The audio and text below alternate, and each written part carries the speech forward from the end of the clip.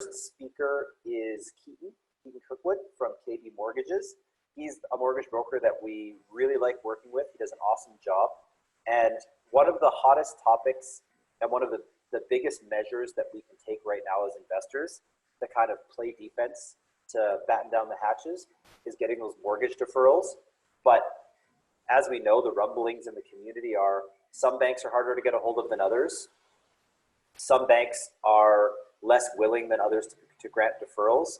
And you know, there's a certain way to ask for what you need, and there's a certain way to get through. And so Keaton's kind of been keeping his finger on the pulse of this situation. So he's here to give us the most current and up-to-date look at how to get a deferral done.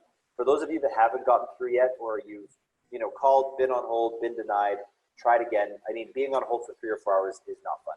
So you kind of get that, after you're on hold for a really long time, you get that one shot to be able to make your case for why you want the deferral. We don't want to waste that opportunity. So Keaton's going to just give us the most current, up-to-date information. I was chatting with him right before the meeting, and he said that literally things have changed 3 times today alone. So for those of you that are watching the recording, my disclaimer is that this is current as of 7 p.m. on March 25th. If you're watching this on April 1st, things may have changed, but Keaton has given me his commitment that he's here to serve everybody. And if you want to book a conversation with Keaton to talk about what up-to-date looks like on April 2nd or April 10th or whatever, he's here for us, he's here for you guys, and he's here to help. Perfect. So I'll just start back a little bit. So it's changing daily. So you guys want to make sure that you focus on getting things set up correctly ahead of time. The big key things to know is that when you talk to your lender, whoever you call into, they're going to ask you a couple of key questions, and they are limiting the deferrals and rentals.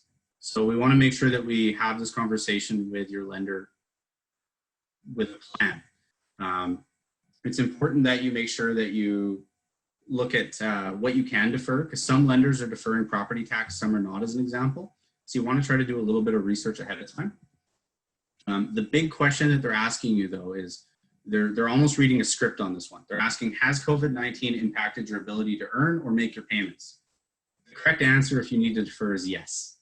They will also ask you how. I've confirmed to 3 different lenders. There's not a wrong answer to this. As long as you've got a reason and it's something that makes sense, there's no pass or fail on this. The big things to be aware of is that if you do a refinance currently, or you've just purchased a new property and you've got a new mortgage, up until about yesterday, lenders were not allowing you to defer beyond your original amortization. We've had word from 3 of the main banks now that they are allowing deferral past your amortization. What they're doing is after the 6 months deferral, they're re-amortizing everything and adjusting your payments. So I'm going to go through how that'll impact your cash flow and how the interest cost. Currently, most lenders are limiting the number of rentals you can defer. So you may want to have a conversation with your accountant as well to see if there's an advantage to deferring one or the other. But for purposes of managing cash flow, it doesn't really matter. Probably the biggest mortgages would be my priority personally. There's been feedback that people have been on hold for up to 2 hours. I've heard stories of even longer, but those are my verified side. Best success rate has been early morning.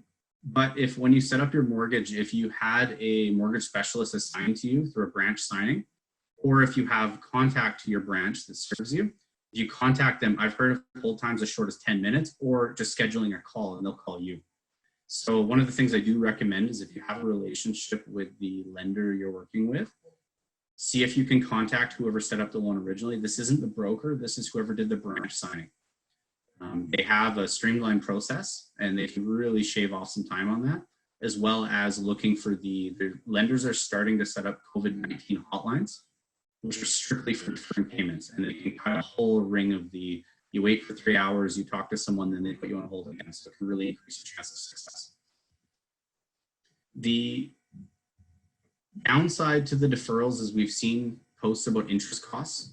I'm going to break that down a little bit for everyone. I've seen a few posts floating around being shared on Facebook about why it's not a good idea. Ultimately, letting extra interest accrue is never ideal, but it's not as bad as quite a few of the posts I've seen. They've been doing like 5-year amortizations on the delays, and really making it sound worse than it is. I'm not sure if it's to defer or to deter people from doing it. But when we break down the math, the interest accrues monthly. It's not an interest holiday. They're still counting it against you. But the thing to know is that it's only the interest on the loan. Typically, and I use the example of 3%, for every $100,000, it's going to be about $1,510 in interest. So what that means is that your payment's going to go up about $14 per month if they re-amortize it after a 6-month deferment. So it's per $100,000, but it's not these crazy numbers where we're seeing, you know, tens of thousands of dollars of interest and people's payments going up $300 or $400 a month. It's, you know, on a $300,000 mortgage, you're looking at about a $42 payment increase if you did a 6-month deferral. We're also seeing lenders now allowing people to defer even on a new mortgage. So just want to reiterate that. If they told you no, you can't defer because you just refinanced or you just purchased, try again. This is changing continually. We are seeing quite the swing of lenders are starting to shift towards being more supportive of borrowers. I think as James said, we're seeing from the government a lot more pressure to really improve the situation and to make this accessible for everyone. It's the 6-month deferral program is not actually new. So if you called early in the process, they're going off an old program that wasn't designed for this situation that we're dealing. So call again and see if you can make some adjustments. If you defer, we'll just want to highlight some of the things the media has been going after. It doesn't hurt your credit score, at least it should not. If it does, what I would do is contact Equifax and your lender. It's something that should not be causing you any harm on your credit score side. It should not cause any issues in your renewals or getting a new mortgage. The only asterisk I'll add to that is if you're actively getting a new mortgage, you probably don't want to defer with the same bank. So if you cut a mortgage with Scotiabank and you're doing a new mortgage with Scotiabank, deferring could cause issues. It's a bit of a gray area. Credit unions are provincially regulated, so they're not obligated to offer the same deferral programs. So far I've heard that ATB service is, most of the large credit unions are, but it's something you need to ask for and be polite because they don't have to give it to you. If you've got a private lender, they are not deferring. Most of them are getting quite worried right now, but if you call and you have a good relationship with them or you get a broker to reach out for you, they're typically giving 30 to 60 days. After that, they are not giving anything, and many of them are requiring you sign a waiver saying you understand that they'll foreclose on you. So just something to be aware of if you have a private loan. It's worth looking at seeing if you can get that moved to an A lender. So what you can do to be prepared is to optimize your chance of, you know, I imagine most of us are real estate investors. When this all starts to simmer down, we're going to want to try to buy properties. So we have quite a few clients looking at re-amortizing their mortgages right now. It can lower, well, it's not deferring, it can actually lower your monthly payments.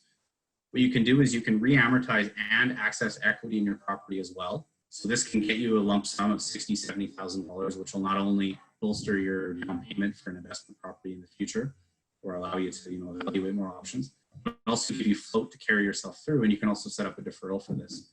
And the last thing is a lot of clients, if they don't know how long they're going to wait, is they're setting up home equity lines of credit. Currently, the prime rate's quite low, so you're looking at about 3.45% per HELOC. So you can set yourself up where you have no interest carrying costs on new money, and you can be positioned that as soon as you want to pull the trigger, you're looking at very low cost of borrowing.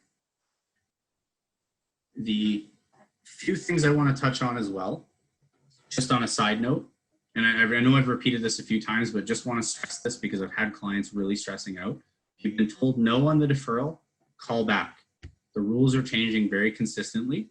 If you have properties in a corporation, they will also allow deferrals now, whereas people were getting no before. But what I wanted to touch on is if you guys have any questions, send me an email. My partner and I have been working with clients trying to help them through, even if it's not mortgage related for new business. We're trying to help people get this resolved. Some of the lenders' phone numbers have gone down due to the volume of calls. So if you can't find a number to call, let us know and we'll find some alternatives for you. The big thing is just getting into the system and then connecting. And if you have any situations where you need help with this, just reach out and we'll let you know. We'll work with you to try to find the solutions.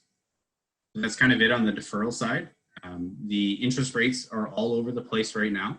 We've seen them go up about 1% in the last 2 weeks. It went down about a week ago, and then they've spiked. So right now there's a spread of about 1% between different lenders. So it does make sense if you're looking at a mortgage right now, you're buying a property. You do want to look at multiple options because we're seeing some lenders as low as 2.6% on a rental, some as high as 3.5. So you still need to make sure you fit with the right policies, but there's a very large spread between the lenders right now based on their optimism. Same goes for owner-occupied purchases and lenders' willingness. The final thing I want to touch on is if you get laid off, we've had some updates today. Lenders are starting to roll out some programs that are a little more compassionate. They're evaluating the likelihood that you will be able to return to work once everything simmers down. And lenders are actually starting to give people a little bit of flexibility, even if they get laid off and they're in the middle of a purchase.